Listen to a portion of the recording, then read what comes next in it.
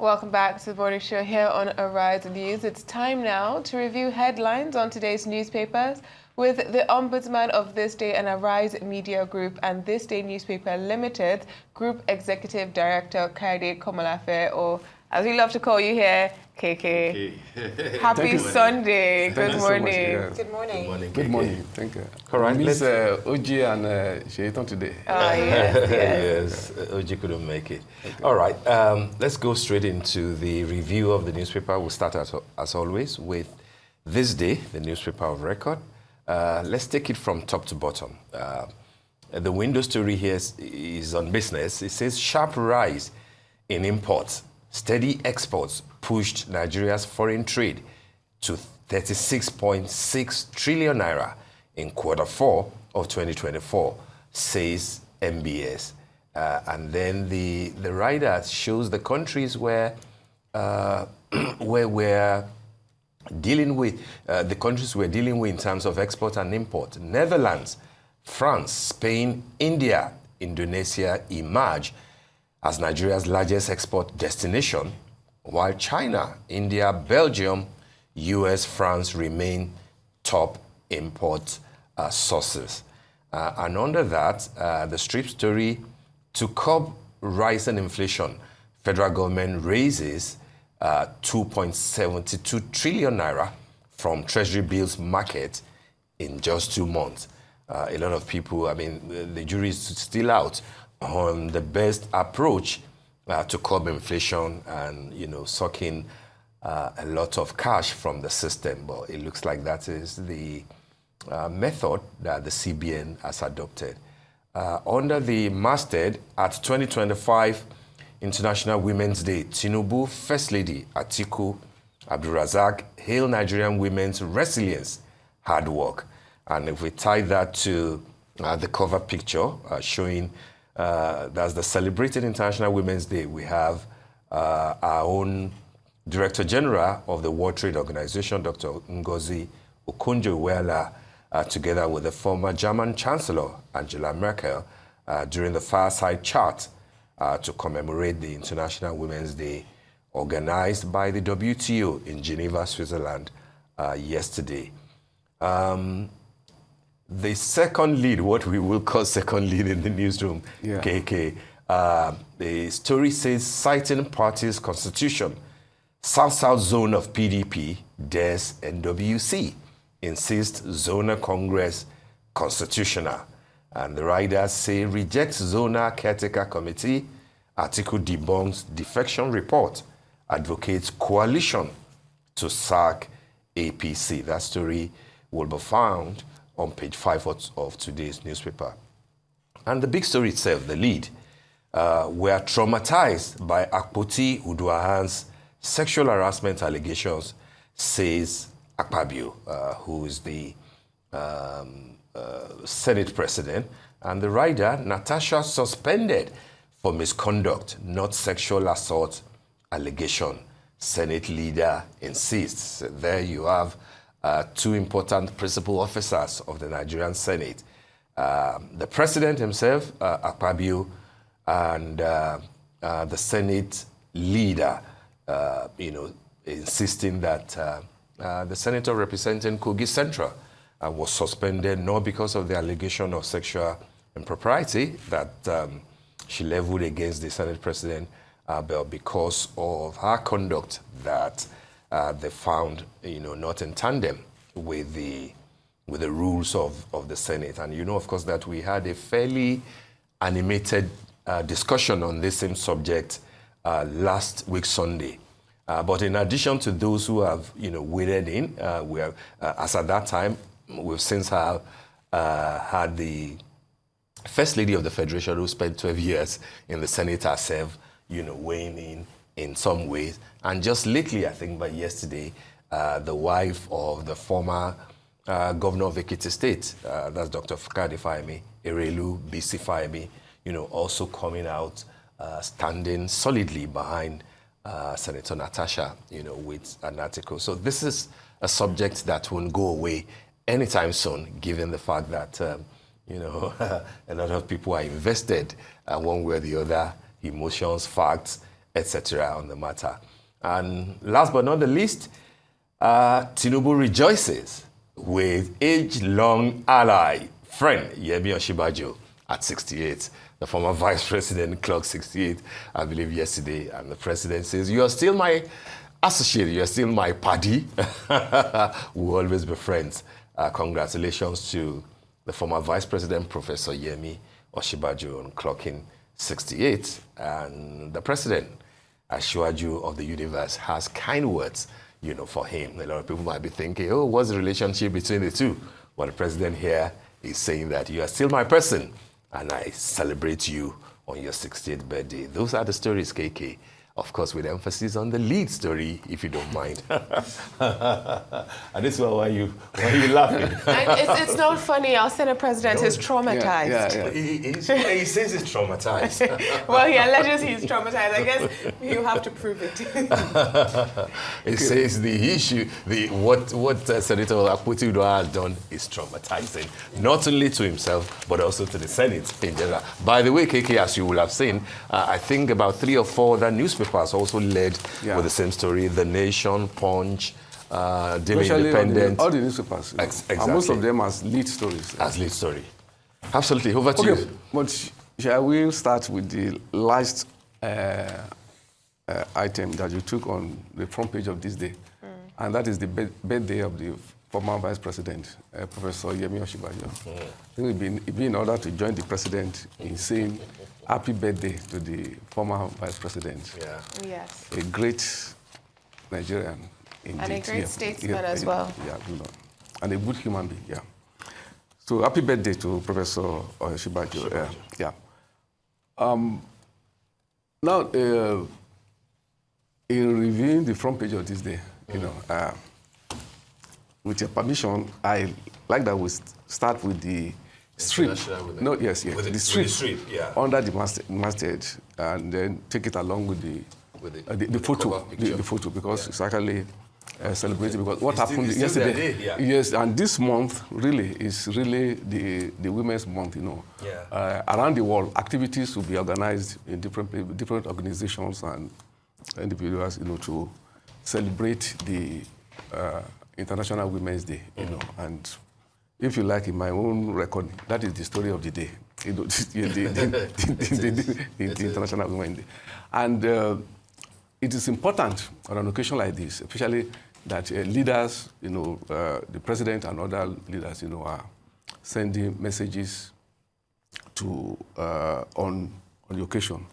So what we will say, first of all, is to say that solidarity, to the female gender on International Women's Day, and to remind us, of the origins of the day. Yeah. Because March 8 really, is not just a day of reflection, but also a day of protest against gender injustice, historically speaking.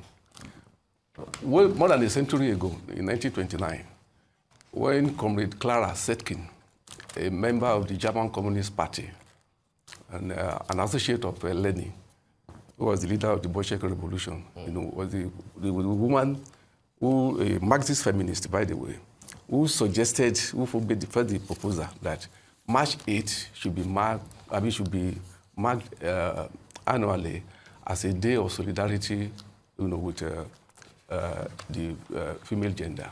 And the basis of it was that, that is more than a century ago. Yeah. And of course, that proposal by Clara Zetkin was inspired by the activities of the American Socialist Party, who, as far back as 1909, had been celebrating, setting aside a day, to celebrate, the International Women's Day. But it was not until 1921 when Clara Zetkin, made the proposal that it should be an international day. And since then, it has been, and it was only in 1975 that the United Nations now adopted it, as a day.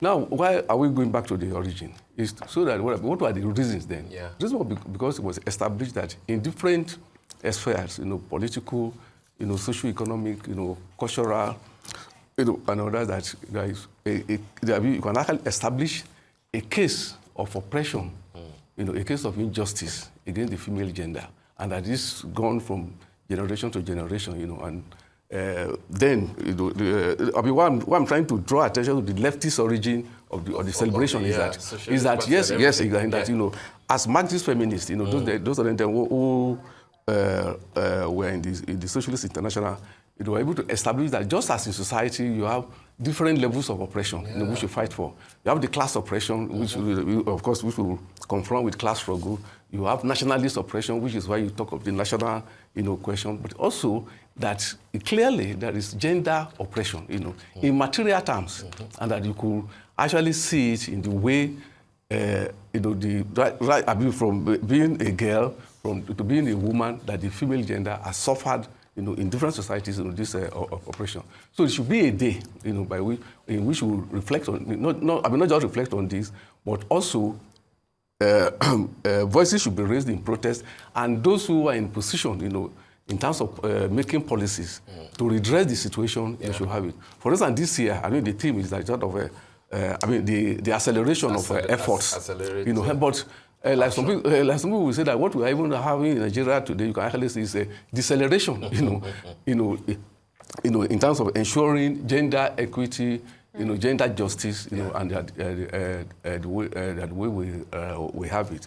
So it's on that note that I think that while the celebration continues for the rest of the month, in Nigeria, this we should see.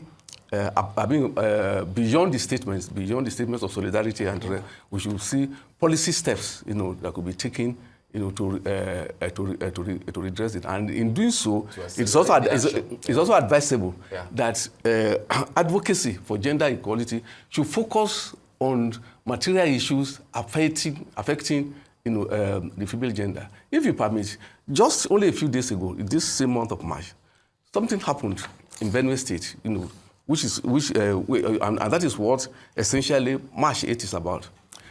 A woman in Ushungu local government of Benue State, had a delivery of quadruplets. It was in a village in the night, when she went on labor. There was no primary health care service, inside.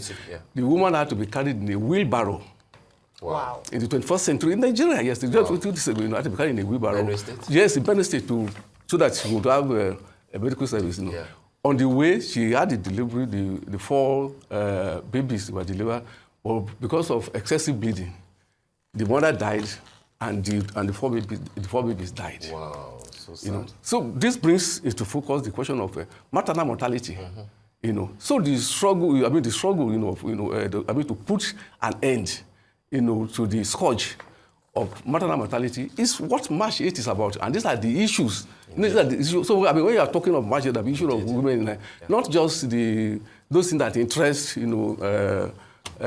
upper class, middle class women like Adiswa and Kachi, but those things. Yes, we were discussing this before we came, because we've spoken about femicide. Those are the things that we should violence against women. Focus about. Now, I would suggest that perhaps we should go to this time, because, like Steve, as I just said, the lead story of this day is virtually the story on the front pages of other newspapers, so that we can then Sunday take it Tribune and Punch. So that we don't have to gender. Yes. Because this virtually every newspaper is having the well, story. we can put up this day style, and would you not believe it, but right in the middle of this day style today is Senator Natasha Akpoti-Uduaghan. So the story is not leaving us wherever we go. But this day style is celebrating women. It's the Power 50. Celebrating Nigeria's leading women. And on the cover there, along with Senator Natasha Akpoti, we do have the Minister Jumoke Oduole, we have the First Lady Oluremi Tinubu, we have Ngozi Okonjo-Iweala, the DG of the World Trade Organization, and Chimamanda Adichie, who has just released her latest novel. And we have other women inside, celebrating 50 great titans. We also have Mrs. Fayemi, the former First Lady of Ekiti, who we spoke about earlier, because of her great write-up recently. She's also featured in the book, as well as Thames and Arya Star. But Kachi, you were saying earlier that International Women's Day importantly, is not just about celebrating. Shouldn't just be about. No, I mean, so what I was basically saying, I mean, absolutely, just speaking to what you were just saying about the grassroots is I've noticed the trend every single year where our International Women's Day celebrations primarily focus on the I would say the upper class in the society, you know, the women who are successful, who are doing well. Understanding that every single day, in some capacity, these women are celebrated. I think International Women's Day, as media, we need to start to project untold stories, stories that we do not often hear of. For instance, we recently talked about the First Lady when she was addressing Natasha earlier this week, so she has been in the news. There's several women in this list that, you know, we will talk about frequently because that's who they are. They are powerful figures, they are mentors, and they would naturally cross our paths daily. But what about the market woman in the Dumota who's dealing with domestic violence every day but still shows up to sell her wares because she has to look after her children? Or the young girl in secondary school whose parents are unable to pay her school fees but still finds a way to work and school at the same time? I think that is the true essence of International Women's Day, and to see themselves on these kind of covers, to see them being talked about on a platform like this, would not only inspire them to keep going, but would also motivate others to say that you are part of the society. So International Women's Day is not International Celebrity Women Day, it's International Women's Day, and I think we need to focus more on that. We can't keep doing this every year. Yeah, I agree with you. That's part of what Kiki said, you know, about the story. I cannot put it better. You know, and that is precisely why I was trying to draw attention to the origin. Yes. That when Clara Zetkin in 1921 was proposing this day, it was to fight, you know, against the injustice. And this injustice is more felt by the women, you know, of the lower classes. The ordinary women. It should be a day where we address the issue about the question of, you know, girl education, because that is where the women question starts. You know, I really appreciate because at the maternal mortality, yes. you know, the discrimination against women at work, you know, and even in society. For instance, we're interested with that. Until recently, a female policewoman, if she wanted to get married, would need the permission of the commissioner of police, who will have to interview the suitor, you know, whether it's proper, you know. But if a junior police, a female police officer, to that a female police officer will not have to undergo, you know, I mean, that's sort of it, you know. I mean, for instance, you will, before now, until some of these issues were settled, you know, through litigation by advocacy. For instance, Mrs. Fumi Falana, you know, NGO, I had to go to court, you know, to challenge some of these things, and victories have been won, you know, for women, you know. So these are the things we should look at. For instance, you say a woman can, I mean, you know, be considered, you know, to stand as a guarantor, you know, as a shorty, you know, as part of bail conditions. Whereas you don't have that kind of prejudice, you know, against the bail. So I agree absolutely with. All right, KK, because of time, coming back to the history of this day, let me just quickly mention to our readers how the other paper, a few of the other papers captured, you know, their lead story on the subject matter. Punch says Natasha Akpabio. Akpabio trade words as Senate fights for reputation. Independent says Natasha's day. That's how Independent captured it. Tribune says Akpabio blows hot. No going back on Natasha's suspension. Declares South won't surrender Senate presidency. And The Nation says Akpabio, Natasha's sexual harassment allegations traumatized me, Senate. And of course, this day, we are traumatized by Akpoti-Uduaghan's sexual harassment allegations, says Akpabio. KK, over to you. I really like the Punch headline, by the way. Really? What do you like about it? No, I like so they put it in a very interesting way, Mr. KK, how they said, Natasha Akpabio, trade words as Senate fights for reputation. So they shifted the focus. They shifted the focus from the individual. Yeah. It's not about Senator Natasha or Senator. It's about the institution. So I love that they did that, because truly we're fighting for the rule of law here. Yes. On either side. So I really like how they put it. And you know, going to this issue of reputation, particularly of the institution, because recently I've seen recent reports that allege that the Senator Imasuen, who chairs the ethics committee, was debarred in New York. That he was Yes, so this issue of the Senate's reputation, A lot the of things will be on senators' there. You know by this thing, reputation, but KK, a lot of things. a lot of things will come out.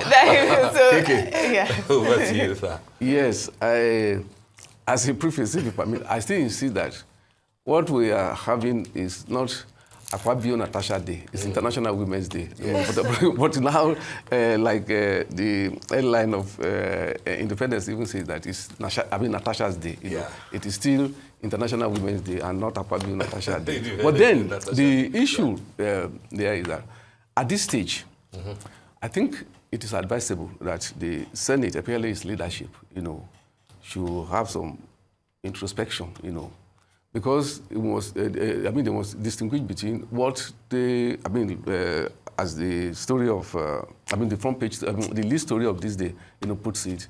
That is Akpabio more or less stating his own side of the story, and the Senate leader, Senator Akpoti-Uduaghan, making the clarification that the suspension is not as a result of allegation of sexual harassment, or that Senator Natasha Akpoti-Uduaghan, allegedly violating, Senate rule. Now, whatever,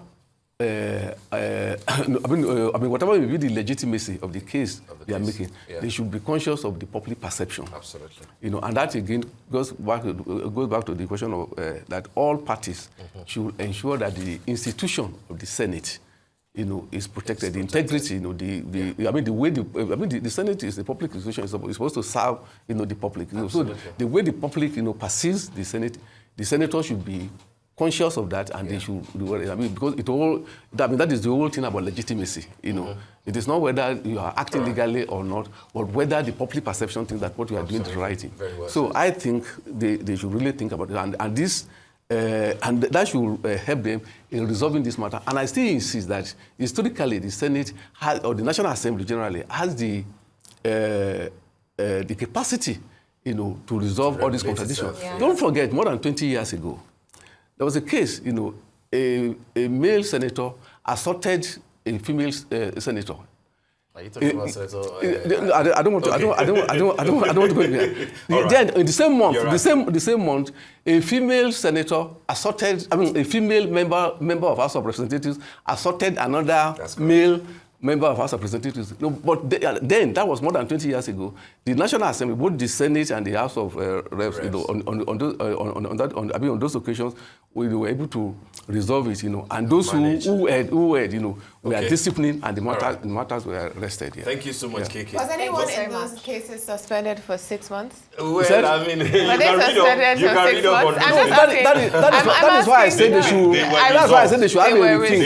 They should have a rethink. The point is that they were not. So the case is that this is not. We really have to go now, but in the spirit of International Women's Day, sadly, the art world, the literary world, lost a matriarch, Mebe Shegun, who just last month we celebrated her 95th, but sadly we lost her. So I thought that I should mention that. Huge loss. Absolutely. Our condolences to her family and to the Nigerian literary circle. That's a huge loss. Yeah. All right, thank you so much, KK. We really appreciate your great to be here. Intervention as always. All right, that brings us to the end of the morning show today. Thank you for watching and do stay safe. I'm Steve Ayorinde. And taking a cue from one of our guests this weekend, your power is in your mind. Live with that. I'm Kachi Ofia. Many thanks for watching and have an awesome week. And taking a point from KK, women keep protesting. We're not there yet. I'm Adesua Giwal Sagi, and from our entire team here in Lagos, Nigeria, enjoy the rest of your morning and, of course, the rest of your day. Goodbye.